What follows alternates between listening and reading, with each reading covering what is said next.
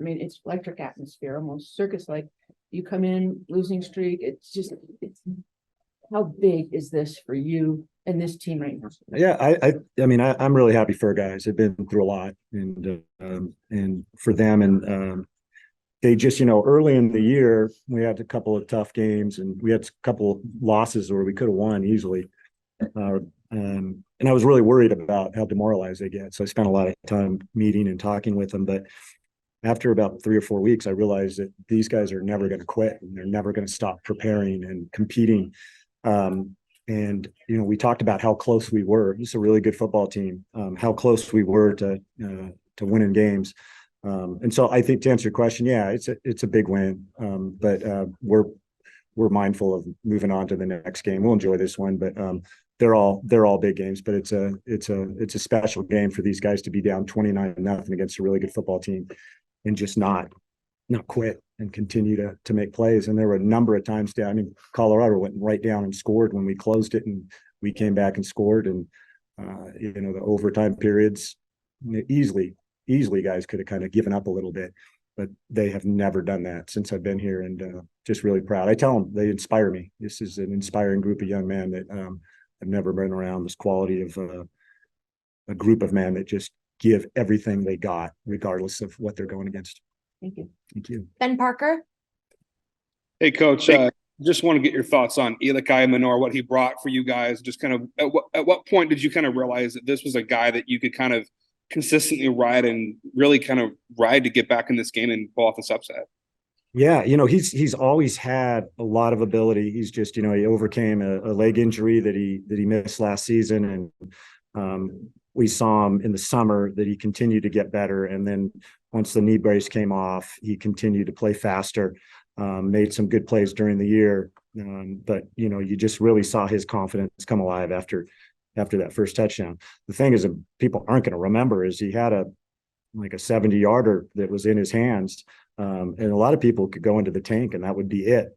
But he didn't do that. He responded. We had a brief conversation afterwards, and I could see in his eyes that he was totally engaged and ready to continue to compete. And he put together really an epic performance. Harold. All right, Coach. Sorry if you were asked this. I think you're on mute at the start, but I had one question about the defense and then one on that. Defensively, what were you able to do to get pressure? It seemed like Sanders had a lot of time in the first half, and then you had some big sacks, especially on fourth down in the third quarter. Yeah, well, he's a hard guy to get on the ground. So, there were times where we had shots out of an opportunity, and he's a magician. I mean, he gets out of it and he makes plays, and it could be really frustrating. I've watched all of his games, in some respect, and just how tough he is and how resilient he is, and bringing his team back consistently over and over again. So we knew it would take 4 quarters. It ended up taking a lot more than 4 quarters, but our defensive staff did a great job. Our players obviously stepped up, and then the big interception at the end was an incredible play. And then offensively, I think you're 6 of 18 for 35 yards in the first half, and then almost 400 yards in the second half. What was the difference there, would you say? We made some big plays. They were playing a lot of man coverage, which we expected coming in. We thought they would play. They've been playing more man coverage near the end last few games, and they've been successful, and they got talented athletes. And so they did a good job. We just didn't create much space at wide receiver in the first half. We weren't winning the one-on-one matchups, and we had a total turnaround in the second half. We won those matchups. And created big plays, and then once you get it rolling, you got an opportunity to score some points, which we did. We're going to take one more question from each. Ben. Yeah, I just want to get your thoughts on Ashton's performance. Obviously, a lot of poise in the pocket to do what he did tonight. Just talk about what he gave you tonight in this one. Did and it's great because he wasn't perfect, but he continued, again, that resiliency word that I kept bringing up. He would make plays when he needed to. And it's a long game, and you got to be able to just play through the ups and downs. They're always going to happen, whether you win. We had a lot of downs in the first half, but we were able to turn it around. And a big part of it was just, his focus. Even when he would miss a pass or miss a read, and I would talk to him about it, he was like, "I got you, coach. I got you." And I could tell that he was seeing it well, and he was confident. and his teammates. And that was a big difference in the game. And Harold? I know you said you weren't worried about kind of the players' mental state during the losing streak, but do you think like the program needed a win like this to excite the fan base or something like, maybe not the players, but just overall kind of? Yeah, I mean, it's when you put so much into it, everybody wants to win, right? So I think it's great for everybody, and we're very connected with the university and Stanford in terms of the alumni and all those things and the people involved. They care so much about Stanford athletics and Stanford football. So absolutely, it's a great win for Stanford University and our alumni, because we have a great alumni, and we want to make them proud. And we're going to get it done here. There's no question. And I think got a chance to see a little bit of what we can do here. We got a long ways to go. There's no question, but the things that are really important, the resolve, the tenacity, the courage, the willingness, and the need to be great at something. We have all that. Now we just got to continue to improve and get better. Thank you so much. We are back. We have both Ashton Daniels and Elic. Monica, since you're here, you can go first. This is for either of you. How big a win was this when the kid went through? What did that feel like? Yeah, I mean, I think it means everything to us. We put in so much work, hard work throughout the off season, during the season, and it's finally paid off. We've had a couple of chances, past couple of games, and we just haven't finished yet.